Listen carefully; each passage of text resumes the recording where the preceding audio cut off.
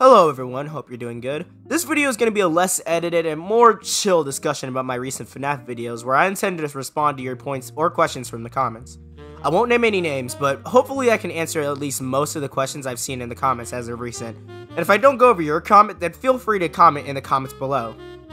Boy, that was a tongue twister. The question that I'm answering will be at the corner of the screen right here. And if you didn't watch the first two Fnaf videos yet, then the links will be in the description below. Finally, before we start, we're nearing 1,000 subscribers on the channel, so if you're thinking about subscribing, I'd really appreciate it if you did. But I don't want to waste any more time. In fact, let's go over the point that was brought up the most, and that has some merit to it. That being Benjamin and his hacking skills nullifying things in Fnaf.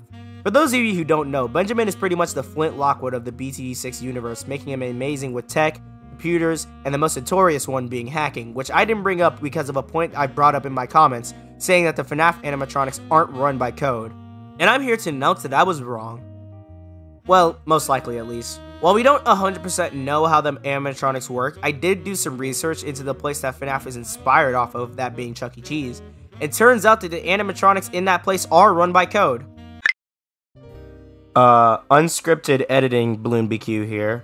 So, I was originally trying to find the source that the Chuck E. Cheese animatronics are run by code, but I can't find the source of that, and now I'm seeing that they're apparently run by mechanical stuff like hydraulics and stuff like that.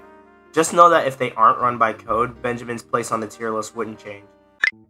So it's entirely possible that Benjamin can hack this code and take control of the animatronics, so long as the souls of the kids don't have anything to say about that. But since they are normal during the day, it more looks like to me that the kids only have control when they're outside of the animatronics. That being said and done though, you can maybe guess which game this primarily affects, that being FNAF 3. Just kidding, it's FNAF 1. However, this doesn't really affect his placement that much since he's already an S tier. So why does this have any effect in FNAF 3? Unlike the copyright infringement animatronics, William isn't run by code or anything, and it's purely just him moving himself in the suit. Besides, any programming that suit may have had at one point has more likely sunk into Atlantis than it being anywhere near the building for Benjamin to actually hack. So unfortunately, no making Springtrap hit a TikTok dance. Now finally for Benjamin and his hacking abilities, some have asked, well, what about the panel or cameras? Well, as for both of them, they're both mechanical, which is outside of Ben's expertise. Don't forget, while Benjamin is an excellent programmer, it's never said anywhere that he's an excellent mechanic. All we can assume is that at most, all he'd be able to do is change the HUD to like an anime background or something. So, FNAF 3 Benjamin is still screwed. Except for the fact that level 7 Benjamin can naturally see camos, which as we established camo abilities would do, gives Ben a huge advantage, which moves him up to A tier FNAF 3 instead of C tier. Whew, that was a lot. Now, the next questions aren't nearly as brought up as Benjamin alone, so I'm gonna try to more rapidly fire them out and not go extremely in-depth. Here's all the questions I'll be going over, along with the timestamps of them. Once again, if I leave something unanswered, feel free to ask in the comments. In my FNAF 1 video, I brought up the argument that while Adora could light up the halls with her attacks, she would probably end up accidentally hitting an animatronic with those attacks, and again, breaking the no hitting the animatronic rule. That was until someone reminded me in the comments that Adora can move her attacks.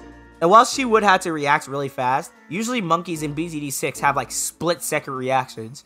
So I'll give her A tier rather than a B tier. Finally, no longer talking about the things I did just get straight up wrong, the FNAF 3 hallucinations. Well, I didn't really get them wrong per se, but I did forget to mention that if you look at the cameras in FNAF 3 while the ventilation is dying, then you'll hallucinate and you'll see Springtrap in multiple places at once and you won't be able to tell which one is actually him. It still isn't the biggest factor since it only happens when the ventilation is dying, and if your first instinct is to flip up the camera when the ventilation is dying rather than, well, fixing the fucking ventilation, then you deserve to be an F tier. Another thing that I forgot to mention in FNAF 1 was Golden Freddy. Lots of people brought it up wondering if it could be a factor, and I still disagree that it could be a factor because, well, not only is he really different from the other animatronics, but he's also exceedingly rare. So, most likely the heroes would have to rely on pure luck in order to actually dodge Golden Freddy, which we can't really say if any hero would be objectively more lucky than someone else. And again, it is also really rare anyway, so, Thankfully though, the hallucination thing was the last thing I've gotten wrong. There's nothing else in any of my videos that's false, and every single one of my videos are 100% factual. Now these next points are both about Sada. The first one being something I actually brought up in the FNAF video about how her quickness doesn't matter. As for the second point, this is clearly inspired from the idea of Oben blocking doors with his trees, but unlike Oben's trees, Sada's swords are way too small to actually block anything, and they'll also just go away after a little bit of time. So, Sada still gets kicked like a football. But what about the other characters like Sai, Churchill, or Geraldo? Sai's stun, which some have said could help, is way too close range to actually do anything meaningful, and it doesn't even last long anyway. And as for Churchill, some have said he could hide in his tank, but how is he even gonna fit a tank inside of a pizzeria?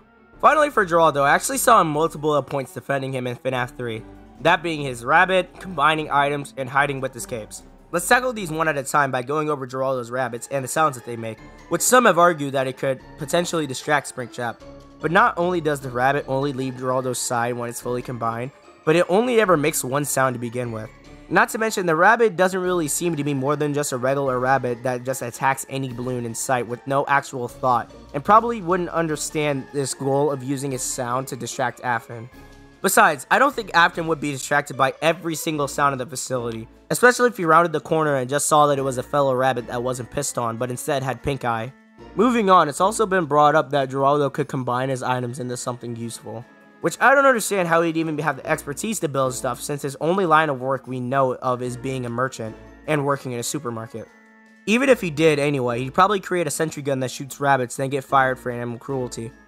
And as for hiding under the desk with his hero capes, I really don't think that would work.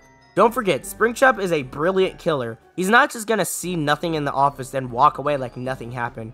He's most likely just gonna search around, see this obvious hiding spot, and then...